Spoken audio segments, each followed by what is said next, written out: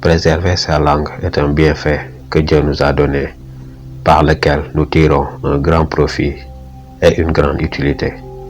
Le remerciement obligatoire pour ce bienfait, c'est de s'abstenir de l'utiliser dans le péché. Parmi les désobéissances par la langue, il y a la médisance et le mensonge, qui sont deux péchés dans lesquels beaucoup de gens sont tombés.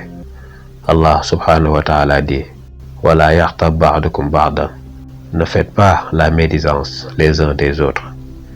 Il convient donc que la personne surveille ses paroles pour ne pas tomber dans le péché.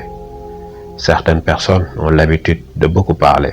Ils s'exposent à un grand danger, car même s'ils disent ainsi des paroles qui sont de l'ordre de l'indifférent, il se peut que cela les mène à une certaine parole interdite qui tombe parmi les grands péchés. Beaucoup de gens tombent dans le mal à cause de l'habitude qu'ils ont prise de souvent parler de ce qui ne comporte pas d'utilité.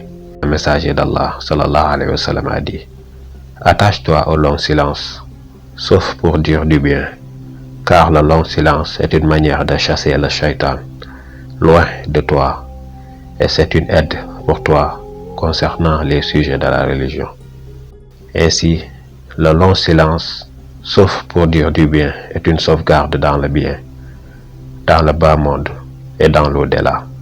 Pour cette cause, la personne se sera préservée de grands dangers.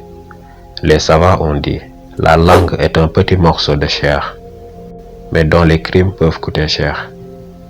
Celui qui est raisonnable et intelligent médite sur la signification de la parole d'Allah, pas une parole qu'il prononce sans qu'il n'ait auprès de lui le Raqib et Atid. Les anges Raqib et Atid notent tout ce que la personne dit, qu'elle soit en colère ou non, en état heureuse ou attristé, qu'elle soit seule ou en compagnie des gens.